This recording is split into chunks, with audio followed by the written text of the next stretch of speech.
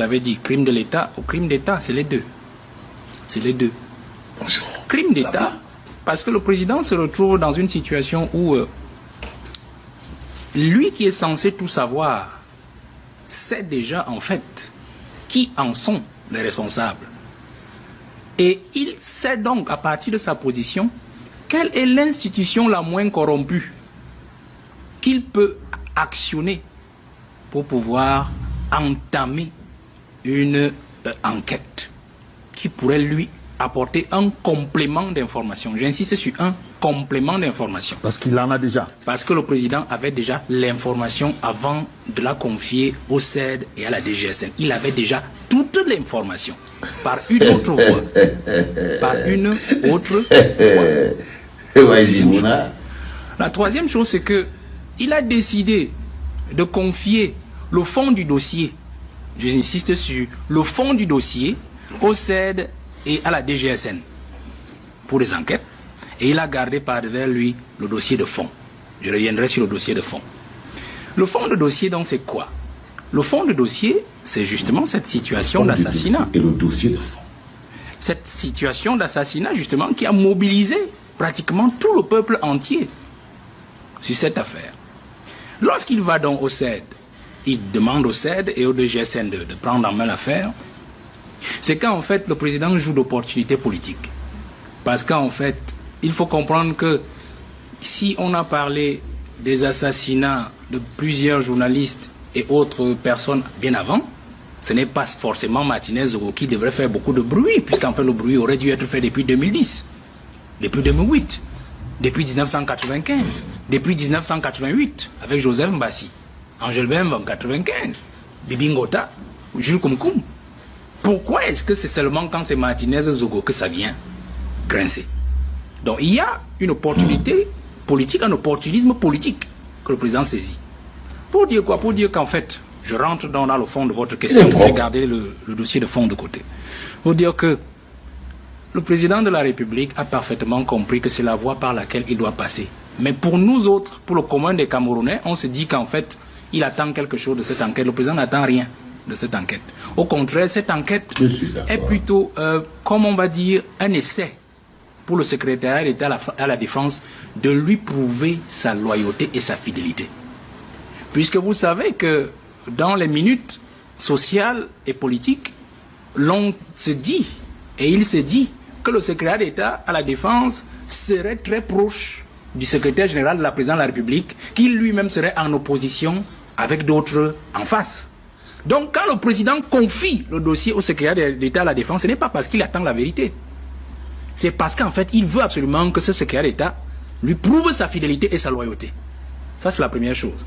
La deuxième chose, c'est que il n'y a que le secrétariat d'État à la Défense et la DGSN qui pouvaient procéder à une telle enquête.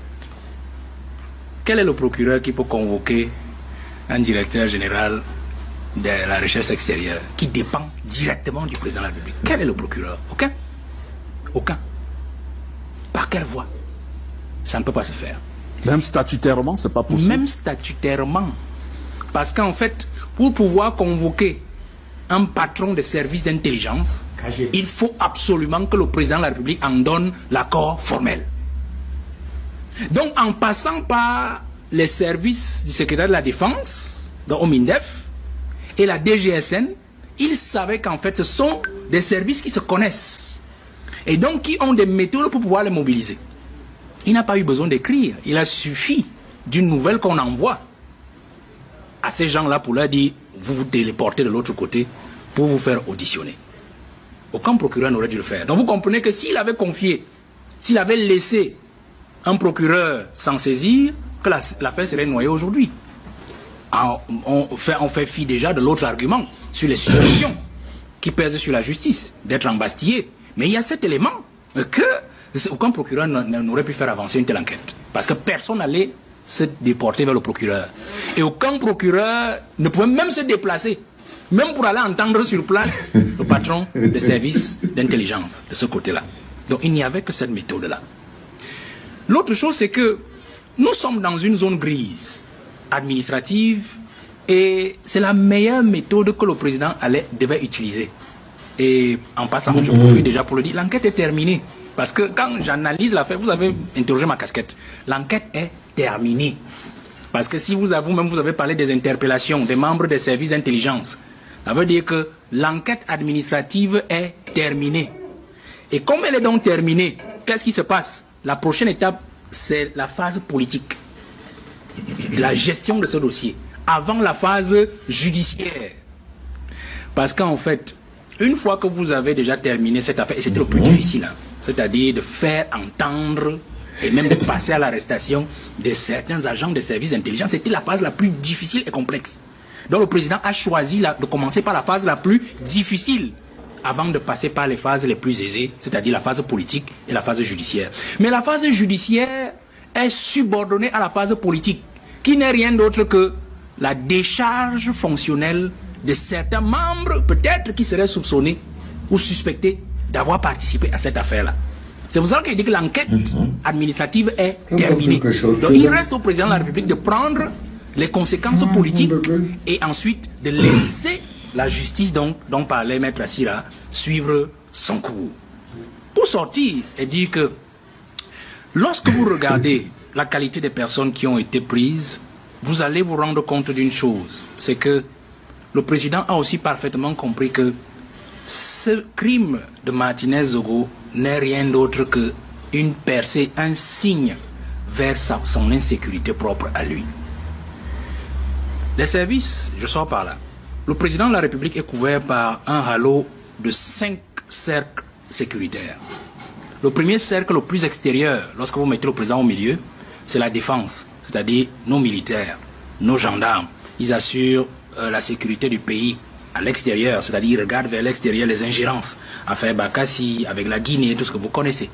Le deuxième cercle concentrique est celui de la DGSN. La DGSN est de la gendarmerie qui agit sur le plan rural et quelque peu aussi sur le plan urbain avec les brigades territoriales, les brigades de recherche et tout ce que vous pouvez imaginer. Le troisième cercle concentrique est justement celui de nos services d'intelligence, c'est-à-dire DGRE, ST, surveillance du territoire, et les autres, c'est-à-dire qui assurent le renseignement à l'extérieur comme à l'intérieur, c'est-à-dire la surveillance du territoire est beaucoup plus interne, mais elle peut aussi agir extérieurement. La direction de la recherche extérieure agit beaucoup plus à l'extérieur, mais elle peut aussi agit aussi à l'intérieur. Le quatrième cercle concentrique, c'est celui de la garde présidentielle, c'est-à-dire celle qui recouvre en fait le grand halo autour du président de la République, ses services et sa propre personne, de manière générale. C'est pour cela que vous allez voir la garde présidentielle, par exemple, dans tous les palais présidentiels que le président Aïdjo a construit, ici dans la Léquier, dans le Nord, ainsi de suite. Et aussi, il garde, comme on dit, garde présidentielle, qui était garde républicaine avant. Le dernier cercle concentrique de la sécurité du président, c'est la direction de la sécurité présidentielle, c'est-à-dire celle qui agit sur la sécurité de l'individu Paul Biya. C'est-à-dire que pour que personne ne puisse jamais mettre la main sur lui. Alors, quand vous regardez dans le dossier, je parle donc du dossier de fond, pourquoi l'affaire Martinez-Zogo est donc une affaire d'État? Quand vous regardez le dossier, vous allez vous rendre compte que si on arrive à mettre la main parce qu'ils ont été impliqués dans cette affaire sur les membres des services d'intelligence, c'est que la pieuvre qui justement a grandi depuis a réussi à percer le halo sécuritaire. C'est-à-dire des agents qui doivent fidélité et loyauté au président de la République. C'est comme si aux États-Unis, vous dites que la CIA est désormais corrompue et entre les mains des caciques ou des brigands. Ça veut dire qu'en fait, le président des États-Unis devient en danger, se met en danger et en danger. Vous comprenez? Donc c'est pour cela que ce n'est plus une affaire même du peuple camerounais. C'est une affaire de Paul Biya lui-même. Donc pour sortir de dire que M. Bouba, le président n'avait plus le choix sur ce plan. Parce qu'en fait, une fois que vous avez pénétré ce halo sécuritaire, c'est-à-dire ils ont percé le halo sécuritaire des 5 cercles concentriques au moins sur les 80%. C'est-à-dire au moins 80% de ces cercles, c'est-à-dire au moins jusqu'au 4e cercle. Ils ont percé. Ça veut dire qu'en fait la dernière étape c'était le dernier cercle. Quand vous avez déjà réussi à corrompre tous ces cercles concentriques autour du président de la République. C'est donc ça qui est dangereux dans ce circuit et qui mobilise justement le président à aller d'abord vers le CED pour employer les moyens forts afin de nettoyer, d'assécher le marais au niveau de ses services d'intelligence afin de voir très clair dedans avant de revenir sur la solution politique et ensuite sur la solution judiciaire. Bonjour les enfants, c'est papa. Bienvenue dans le tout premier podcast de la journée, les enfants. Bienvenue dans le 8 heures de la clinique. Et le 8 heures de la clinique d'aujourd'hui a déroulé son tapis rouge pour le bonhomme que vous connaissez tous, Monsieur Valère Bessala. C'est un habitué de la clinique, Valère Bessala. Et chaque fois qu'on a une plus-value dans le dossier Martinez, Zogo, Amogo, Belinga, Laurent, Esso, c'est parce que ça commence à s'étoffer, on doit éclairer. Valère Bessala vous dit de manière claire et précise quelque chose qu'on dit tout le temps ici dans la clinique, c'est que s'il y a quelqu'un qui connaît exactement qui est le responsable de l'assassinat de Martinez Zogo, c'est Pomba.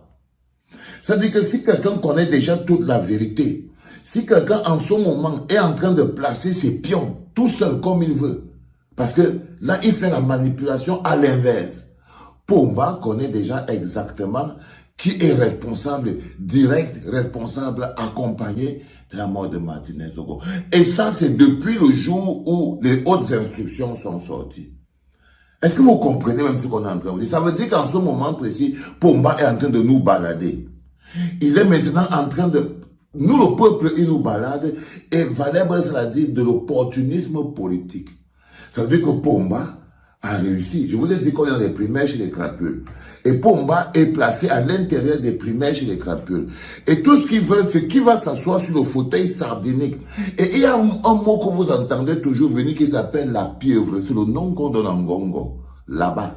C'est-à-dire qu'on dit qu'il a réussi à infecter. Dès que vous allez lire, parce que vous lisez ce mot beaucoup, c'est le surnom qu'on a donné en Congo. C'est-à-dire qu'il a réussi à infiltrer tous les systèmes de sécurité. Là, vous voyez par exemple, Valère Bessala dit que autour de Pobia, il y a 5 cercles concentriques. Les 4 cercles sont déjà touchés. Et ça arrive maintenant que c'est le dernier cercle, le renseignement, qui est même déjà attaqué et tout. Parce qu'il parle, et vous le voyez, pas de la pieuvre qui a réussi à infecter, donc qui a fait passer toutes ces tentacules à la police, à la gendarmerie, dans les affaires, dans les... et tout.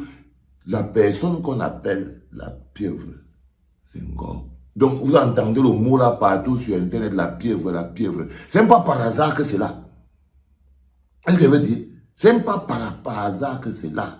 Donc, c'est un bonhomme qui, dans le cadre des primaires chez les crapules, est très avancé, l'homme qu'on appelle l'homme à la punk. Il est très avancé. Et en ce moment précis, là, ce que Valère Bessala essaie de nous faire comprendre, c'est que non seulement le bonhomme était déjà au courant, Ngongo, avant de nommer la fameuse enquête, c'est de machin truc, mais il joue de l'opportunité politique parce qu'il se dit que c'est l'occasion. Parce que le type a passé son temps à dormir, à ronfler. Les petites larves sont devenues de gros anacondas. Les petits serpents sont devenus les gros. Regardez comment on appelle déjà Congo, la pieuvre. Ça veut dire que les gens sont entrés tout petits à la présidence, ils sont devenus des gros monstres. Ils sont devenus de gros monstres avec de gros appétits. Les gros appétits. Les gens se sont enrichis, ils sont devenus milliardaires. Le type, il dort. Il ronfle sur place. Résultat des courses, il se rend compte qu'en fait, et je vous avais dit, que Pomba, ce n'est pas quelqu'un qui aime la justice. Ce n'est pas quelqu'un qui bouge pour la soif de justice, qui bouge pour l'empathie. Il n'aime pas le peuple, il ne vous aime pas. Il n'en a rien à foutre du peuple camerounais. Pour nous, on est le bétail que s'il pouvait manger la vie de tous les Camerounais et rester en vie, Pomba aurait aspiré la vie de tout le peuple. Donc, il n'est jamais quelqu'un qui bouge par soif de justice. Là, si vous le voyez mettre la main sur ce truc, parce qu'il s'est rendu compte que la personne qui est visée, finalement, du début jusqu'à la fin, c'est que les gars veulent déjà se débarrasser de lui.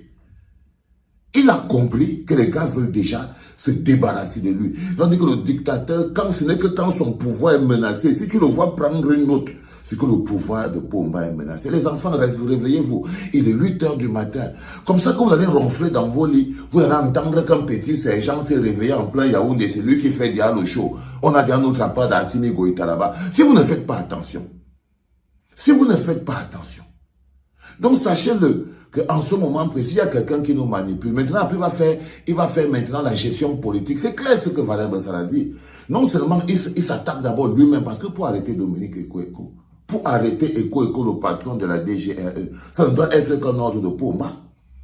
Ça doit être quand notre le Pomba. J'ai même pas envie de me lancer encore sur les faux débats. Vous allez voir ces Kangogo là, ils vont encore débarquer ici. Parce que j'ai lu le matin en me levant qu'on a aussi embarqué encore à Mugobelinga. Mais je ne veux pas me lancer là-dedans parce que je vous connais déjà. Mais ça c'est, il y a des gens que pour qu'on les prenne, il faut que la décision vienne de Pomba. C'était papa.